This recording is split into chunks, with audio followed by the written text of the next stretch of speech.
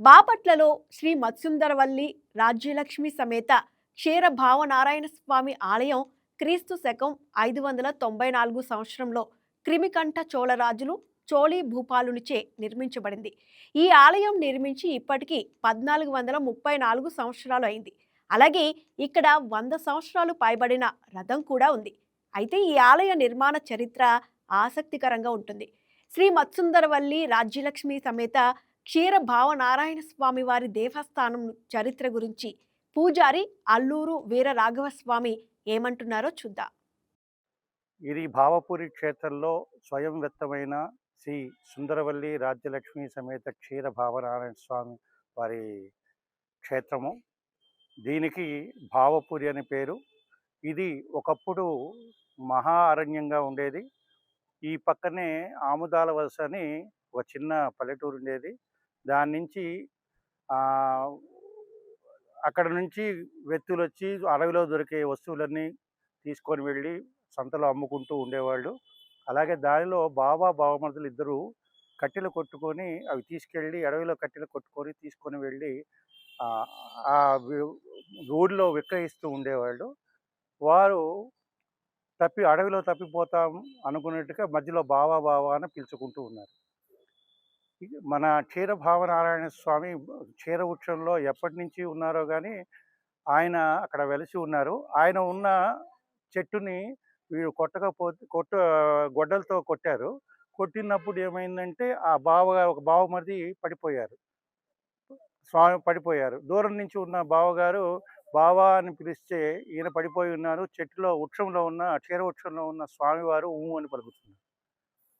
ఆయన ఏంటి ఊ అని పలుకుతున్నారు, ఎంతసేపటికి రావట్లేదు అని చెప్పి దగ్గరికి వెళ్ళి చూస్తే బావా అని పిలిస్తే చెట్టులో ఉన్న స్వామివారు ఊ అని పలికారు. వెంబడే ఆయన భయపడి, స్వామి మా వల్ల ఏదైనా దోషంగా ఉంటే మమ్మల్ని క్షమించండి, ప్రతి ఆదివారం వచ్చి మీకు పొంగలు పెట్టుకుంటాము అంటే అప్పుడు ఆ బావగారు లేచారు.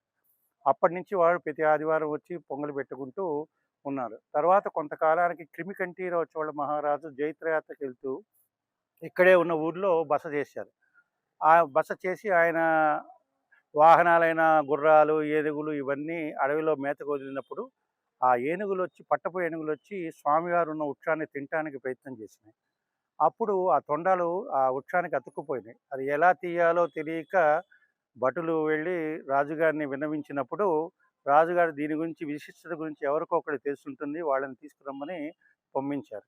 పంపించినప్పుడు ఈ బావమరుదులు వారికి జరిగిన అనుభవాన్ని వాళ్ళు చెప్పారన్నమాట. అప్పుడు చోళ మహారాజు వచ్చి స్వామివారిని దర్శించుకొని నమస్కారం చేసుకొని, స్వామి ఏదైనా తప్పు ఉంటే క్షమించండి, ఈ ఏనుగు తొండాలు గనక విడిపోతే గనక మీకు ఏనుగు పాదాకృతిలో ఉండే 101 స్తంభాలతో మీకు దేవాలయాన్ని నిర్మిస్తాను అని ఆయన మొక్కుకున్నారు. అప్పుడు ఏనుగు యొక్క తొండాలు విడిపడిపోయినాయి. అందుకని ఈ 101 ఈ ఏనుగు పాదాకృతిలో ఉండేటట్టుగా 101 స్తంభాలతో దేవాలయాన్ని మొదలుపెట్టారు. అలా మొదలుపెట్టిన తర్వాత పునాదులు గనక తీస్తూ ఉంటే ఆ పునాదుల్లో వీరభోగ యోగ జ్వాలా నరసింహస్వామి ఆయన ఎంతకాలం నుంచి ఇక్కడ ఉన్నారో తెలియదు. ఆ వల్మీకంలో ఉన్నారు. ఆ గొడ్డలి పెట్టు తగిలినప్పుడు ఆయనకి ఆ నెత్తురు గారి కొట్టినతను పడిపోయాడు. అప్పుడు చూస్తే స్వామివారు అక్కడ ఉన్నారు. ఆ స్వామివారిని అలానే పైకి తీసి పక్కన పెడదామని ప్రయత్నం చేస్తే స్వామే రాజుగారి కల్లో కనిపించి నన్ను ఇక్కడే ప్రతిష్ఠ చేయండి, నన్ను జరపద్దని చెప్పారు. అందుకని దేవాలయం కూడా ఒక గది పెట్టు ఇటువైపు ఎక్కువగా ఉంచి దేవాలయం స్వామివారి అనుగ్రహంతో దేవాలయం కట్టడం జరిగింది. అలాగే దేవాలయం పూర్తయిన తర్వాత స్వామివారి రాజుగారి కల్లో కనిపించి పక్కనే కొండపాటూరు అనే గ్రామం ఉంది. ఆ గ్రామంలో స్వామివారి దేవేరి అయిన రాజ్యలక్ష్మి అమ్మవారు జొన్నల పాత్రలో ఉన్నారని చెప్పారు.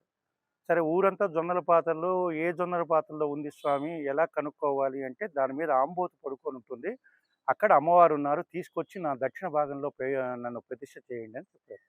అప్పుడు ఆ ఊరి వారందరూ కలిసి వెళ్ళి అక్కడ పాత్ర తీసి చూడగా అమ్మవారు ఉన్నారు. ఆ అమ్మవారిని తీసుకొచ్చి స్వామివారి దక్షిణ భాగంలో ప్రతిష్ఠ చేశారు. ఆ ఊరి ఆడపడుచు కింద ప్రతి వైశాఖ మాసంలో ఇక్కడ బ్రహ్మోత్సవాలు జరుగుతాయి. తిరుమలలో జరిగినట్టుగా 9 రోజులు. ఆ రథోత్సవం ముందు రోజున కళ్యాణం జరుగుతుంది. దానికి ఆ ఊరి నుంచి మెట్టెలు, మాంగళ్యాలు, అలాగే పెళ్లి చీర, తలంబ్రాలు పల్లకీలో ఇక్కడి దాకా వస్తాయండి. ఈ దేవాలయం క్రీస్తు శకం 594లో నిర్మించడం జరిగింది. ఈ 1435 సంవత్సరాల నుంచి ఆ ఊరు నుంచి ప్రతి కళ్యాణానికి, ఆ ఊరు నుంచి అమ్మవారి పుట్టింటికి నుంచి సారెలాగా ప్రతి సంవత్సరము ఇప్పటికీ ఆ ఆనవాయితీ కొనసాగుతూనే ఉంది. అలాగే కొంతకాలానికి శ్రీకృష్ణదేవరాయలు జైత్రయాత్రకెళ్తూ స్వామివారిని దర్శించుకొని మొక్కుకున్నప్పుడు ఆయన మొక్కుబడి ఆయన అనుకున్న పని అయింది. అయిన తర్వాత ఆయన వచ్చి కీర్తి ధ్వజమని ఇంకొక ధ్వజం వేశారు. కీర్తి ధ్వజమని ఇంకో ధ్వజం వేశారు. అంటే ఏ దేవాలయంలో ఒక స్వామికి 2 ధ్వజస్తంభాలు ఉండవు. ఒక్క బాపట్లలో మాత్రమే 2 ధ్వజస్తంభాలు స్వామివారికి ఉంటాయి. అదొక విశేషం. అలాగే స్వామివారి పైన ఉన్న విమాన గోపురం గ్రానైట్‌దండి. దానికి సుందర విమానం అని పేరు. అంటే స్వామివారి దేవేరులో సుందరవల్లి రాజ్యలక్ష్మి సమేత క్షీరభావనారాయణ స్వామి అని చెప్తాం. అంటే రాజ్యలక్ష్మి అమ్మవారు ప్రత్యక్షంగా ఉంటారు. సుందరవల్లి అనే ఆమె విమానాన్ని ఆశ్రయించుకొని ఉంటుంది. అందుకని ఆ విమానానికి సుందర విమానం అని పేరు. అంటే మన దీనిలో విమాన గోపురాలకి పేర్లున్నవి రెండే 2. ఒకటి మన తిరుమలలో ఉన్న స్వామి వెంకటేశ్వర స్వామి వారి విమాన గోపురం ఆనంద నిలయం అంటాం. అలాగే ఇక్కడ ఉన్న స్వామివారి విమాన గోపురాన్ని సుందర విమానం అంటాం. అలాగే ఆహ్, ప్రతి వైశాఖ మాసంలో ఇక్కడ తిరుమలలో లాగా బ్రహ్మోత్సవాలు వైశాఖ పౌర్ణమికి విశేషంగా రథోత్సవం జరుగుతుంది. ఈ చుట్టుపక్కల నుంచి విశేషంగా భక్తజనులందరూ వచ్చి స్వామివారి అనుగ్రహానికి పాత్రులవుతూ ఉంటారు.